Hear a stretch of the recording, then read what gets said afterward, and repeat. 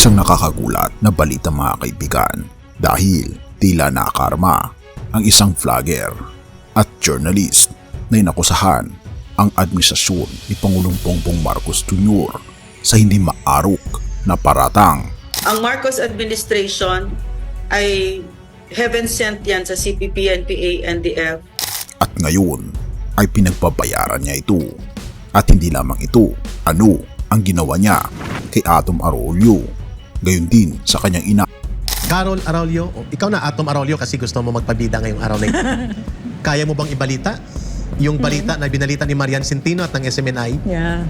At ngayon ay umaani siya maging ng kanyang kasama ng isang malaking dagok sa kanilang buhay. Halika, atin mong tignan. Ang batas ng karma, laban ng katotohanan at paninirang puri. Isang katanungan na dapat mong sagutin, ano ang mas matimbang? Ang pagsasabi ng totoo o ang pananahimik para sa sarili mong proteksyon?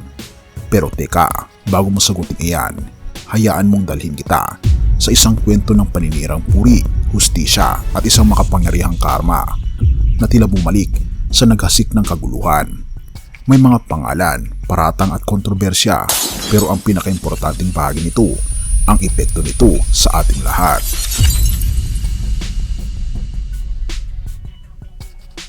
Lumabas kamakailan ang balita na si Atom Arroyo, isang respetadong mamamahayag, ay nanalo sa kanyang kaso laban kina Lorraine Baduy at Jeffrey Celis, ang mga kilalang red taggers na walang habas na nagbansag sa kanya at sa kanyang ina bilang miyembro ng CPP-NPA.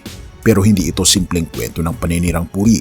Simula pa noong 2022, patuloy ang mga paratang mula sa SMNI kung saan ipinahayag ng mga host na si Atom ang kanyang ina ay bahagi daw ng kilusan ng komunismo. Ibinato ang mga akusasyon sa publiko, naghasik ng takot at nagdulot ng backlash sa kanilang pamilya. At ating pakinggan ang kanilang pananalita laban kay Atom Arroyo, gayon din sa kanyang ina. Carol Arroyo, ikaw na Atom Arroyo kasi gusto mo magpabida ngayong araw na ito. Kaya mo bang ibalita? Yung balita na binalita ni Marian Centino at ng SMNI? Yeah. Yung pagpapakita na nagbabalik loob ang mga dating sinira na komunidad at mga pamilya na inodyukan, ginatungan, niloko at nirecruit ng CPP, NPA. Ano yun? Question ha? Ano pa? Pasingit, Eric ha? Go ahead, ma'am. Kaya mo ba, Atom Arroyo, na yung documentary mo tungkol sa Save Our School Network, yung mga kunwari eskwelahan ng CPP, NPA, NDF, pero actually mga terrorist training camps, napakaganda ng ng documentary mo, puro kasinungalingan. Yes. Propaganda ng komunistang teroristang organisasyon na pumatay ng napakaraming mga kapatid natin. Yun. Kaya mo bang gumawa nun? Kaya mo bang magsabi ng katotohanan at sasamahan pa kita at i-interviewin mo sila? Yes. Ang tanong, paano ito natapos sa korte?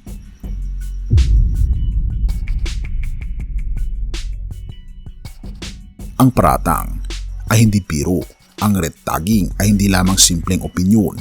Ito ay direktang atake na maaring magdulot ng panganib sa buhay at kalayaan ng inaakusahan.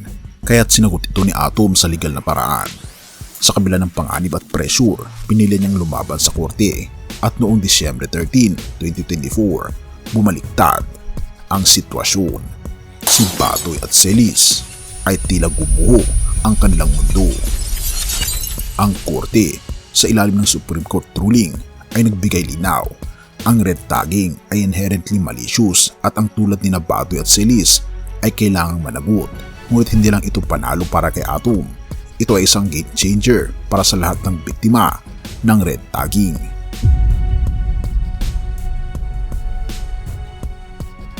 At dito pumapasok ang kasabihang kung ano ang iyong itinanim, siya rin ang iyong aanihin, na ito rin ay derived sa banal na kasulatan, ang Biblia. Pero bago ang lahat ng yan, may pasabog ako sa inyo dahil ang Great Controversy na isa sa pinaka-best-selling na libro ngayon patungkol sa propesiya sa Biblia ay halos 40% off. Mabibili mo ito sa halagang 497 pesos na lang. Kung interesado ka kaibigan, i-click mo sa description sa baba at mabubuksan ang iyong mga mata sa mas malinaw na pangitain sa iyong hinaharap. Tayo'y magpatuloy. Sa kasong ito, tila literal na bumalik ang karma kina Baduy at Celis. Ang kanilang paulit-ulit na paggamit ng ninja upang manira ay nagresulta sa hatol na magbabayad sila ng mahigit 2 milyon para sa damages, ngunit ang halaga ng hustisya ay higit pa sa pera. At dito rin pumapasok ang isang mas malalim na usapan. Bakit nila ito ginawa? Hindi lamang kay Atom Arroyo, maging kay Pangulong Bongbong Marcos Jr.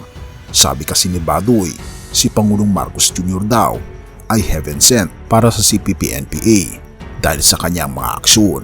Halika, pakinggan natin ang binabanggit ni Baduy at kayo na ang humusga mga kaibigan patungkol sa kanyang mga salita. Ang Marcos administration ay heaven sent yan sa CPP, NPA, NDF. Yan yung pinagdarasal ng CPP na dumating sa kanila dahil nabubuhay sila at pinapalakas sila ng administrasyon na ito. So, I don't know about that anti-terror law, para nakalimutan na yata nila. Siguro, I'm pretty sure 100 million% na ginagapang yan ng CPP, NPA, NDF kung kaya't wala tayong nakikitang kaluskos no, sa parte ng gobyerno. Narinig natin ang mga salita ni Baduy. Ngunit ang irony dito, habang nagpaparatan sila ng komunista sa iba, sila mismo ang nahatulan ng kasalanang lumalabag sa dignidad ng tao.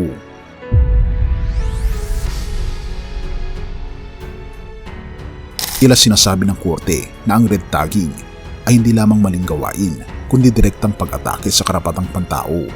Ang panalo ni Atom ay naging simbolo na kahit kaano kakalakas ang platform ng kasinungalingan, laging mananaig ang katotohanan. Pero ano nga ba ang aral sa atin? Ang hustisya ay hindi natutulog, ang karma hindi minsang mabagal, ay tiyak na darating. At ang pinakamahalaga, may limitasyon ang kapangyarihan kapag ito'y ginamit sa kasamaan.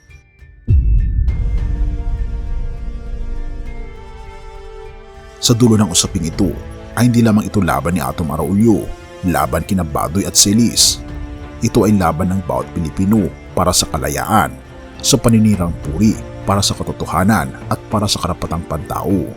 Ngayon nasa ating kamay ang desisyon, papanig ba tayo sa kasinungalingan natin ng paninirang puri o pipiliin natin ang landas ng katotohanan kahit mahirap at puno ng hamon?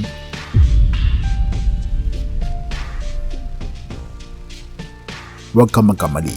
Ang hustisya ay palaging may paraan upang bumawi. Pero ang tanong, handa ka bang ipaglaban ang tama kahit ikaw ay maging target? Paano mo haharapin ang mga hamon ng paninirang puri at kasinungalingan sa iyong buhay?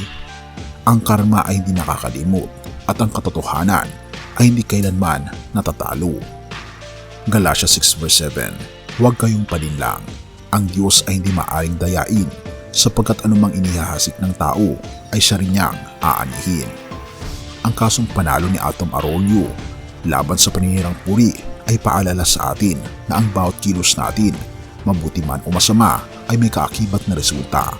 Ang red tagging ay isang uri ng paninirang puri na hindi lamang nakakasira sa dignidad ng tao, kundi naglalagay din sa kanila sa panganib.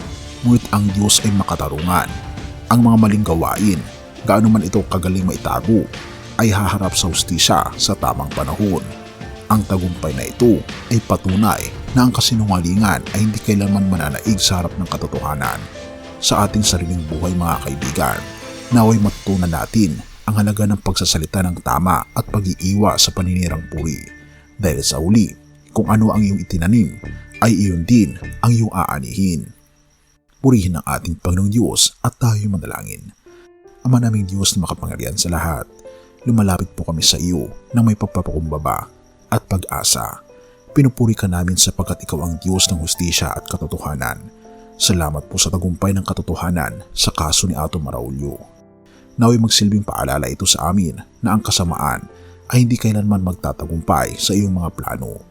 O aming Panginoong Diyos, patawarin mo po kami kung minsan ay nagiging bahagi kami ng paninirang puri, paghuhusga o pagpapalaganap ng kasinungalingan. Linisin niyo po ang aming mga puso at turuan niyo po kaming magsalita ng totoo, may pagmamahal at may respeto sa aming kapwa. Dinadalangin namin ang mga biktima ng paninirang puri at red tagging. Pagalingin mo ang kanilang mga puso at bigyan niyo po sila ng lakas upang harapin ang mga pagsubok. Samahan mo rin ang mga naninindigan para sa hustisya tulad ni Atom at protektahan mo sila mula sa anumang kapahamakan. Para sa mga tagapakinig at nanonood ng content na ito, hiniling po namin na bigyan niyo po sila ng kalakasan upang piliin ang tama at magtiwala sa iyong mga plano, lalo na sa gitna ng kaguluhan. Bigyan niyo rin po sila ng kapayapaan ng loob at karunungan upang harapin ang hamon ng buhay nang may pananampalataya sa iyo. Salamat po Panginoong Diyos sa pagdinig ng aming mga panalangin at patnubayan po kami at patawarin po kami sa lahat ng aming pagkukulang at pagkakasala sapagkat ito ang isang hiling sa matamis na pangalan ng aming Panginoon Hesus. Amen.